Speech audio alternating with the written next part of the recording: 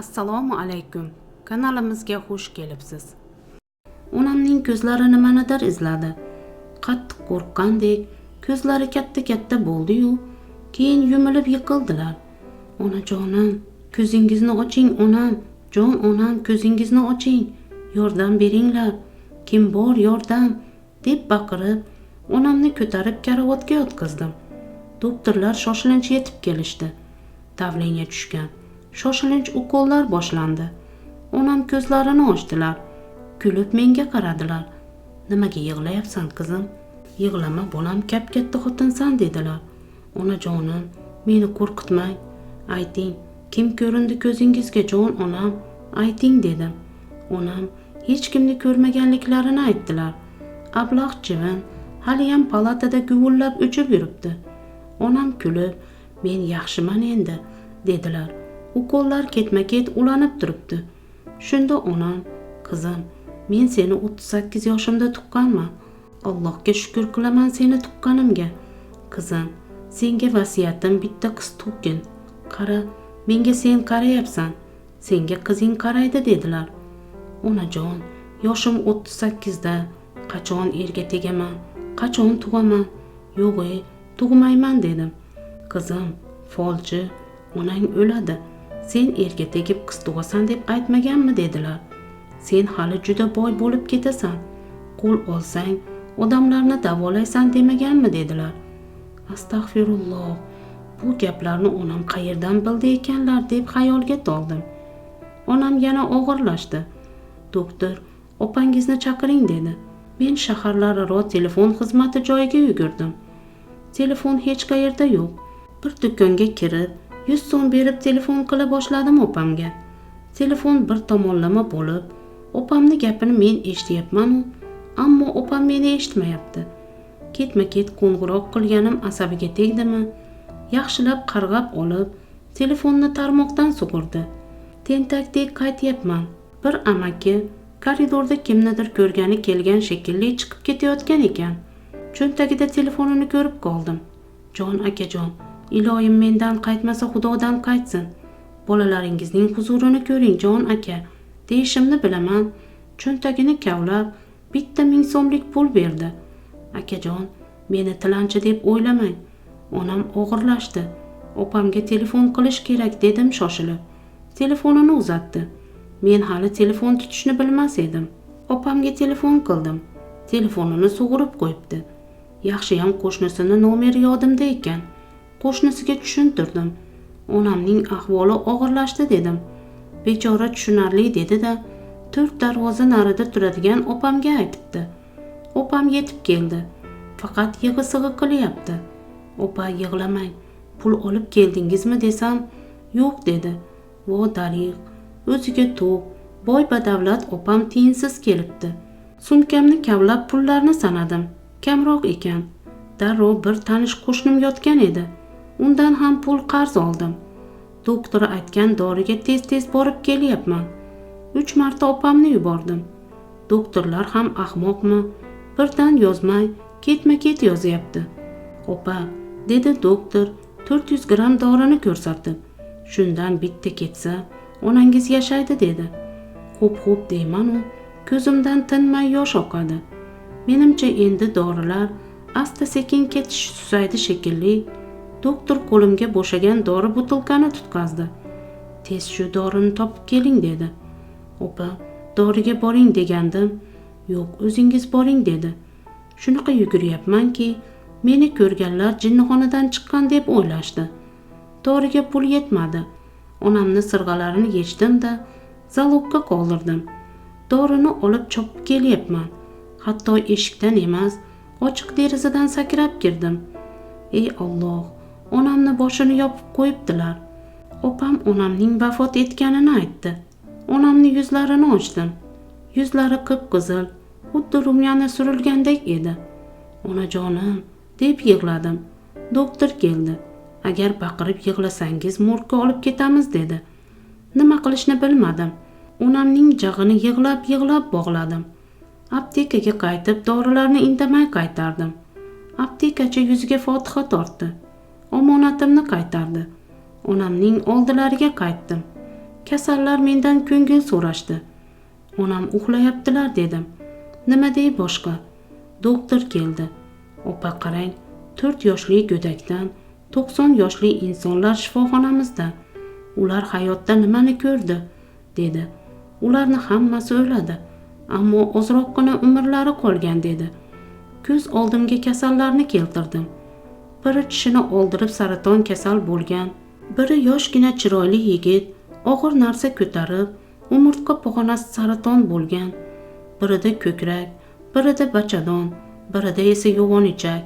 Ularni ko'pi uylanmagan va turmush qurmagan. Turmush qurgani ham yosh. Ular na farzand ko'rishgan, na to'y ko'rgan, dedi doktor. Yig'imni bosdim. Endi onamni kim olib ketadi? O'ylov meni yedi. Tog'am onamni yagona akalari bir kun oldin onamni oldiga kelgan edilar. Quruq, hech narsasiz. Ammo 1992-yilgi pensiyalarni olib kelgan edilar. Hozir esa 2004-yil. Tog'amga telefon qildim. Qani go'shakni ko'tarsinchi. Ayolni buzuq demang do'stlar. Meni yoqtirib yurgan bir inson bor edi. Shuni mashinasida onamni shifoxonaga olib kelgan edim. Kunora shu odam ko'rgani kelardi. Shifoxonaga yotgan kunimiz hojatxona uchun qog'ozdan tortib, non, yong'oq, mayiz, novvot turshakkacha olib berib, qo'limga pul ham bergan edi. Hatto bolalarim bilan opamni ham bizni ko'rgani olib keldi. O'sha kuni onam rahmatli, bolam, sizni oldingizda qarzdorman dedilar. Onajon, qarzdorman demang, dedi haligi odam. Onam esa, bolam, uyimni sotib bersam ham taroziga to'g'ri kelmaydi dedilar. Onajon, unday demang, uyingiz bolalaringizga buyursin, dedi. Onam esa, unda qarzimni qanday to'layman sizga, dedilar. Agar siz meni oldimda qarz bo'lsangiz, qizingizni menga bering, iltimos, dedi. O'g'lim, qizimni taroziga qo'ysam, meni oldimdagi qarz yengil bo'ladi, dedilar. Onajon, qizingizni bersangiz bo'ldi, dedi. Onam o'lmaslaridan bir kun oldin, qizim shu odamga tek, dedilar. Onajon, u odamni oilasi, bolalari bor, menga kerak emas, dedim. Onam esa kaftlarini ochib, mana baxt, ushlading seniki, ushlamasang uchib ketadi, degandilar. Onam o'ldi. Men endi nima qilay? Kimga najot istab telefon qilay? Tog'amni qiziga telefon qildim. Mashinamiz remontda, dedi. Opamning eri ham mashinasini urib olgan ekan. Boshqa qarindoshlarga telefon qilish uchun nomerini bilmas edim. Soat 1 bo'ldi. Hamma ovqat yeb uxlashga kirdi. Tanishim kirib keldi.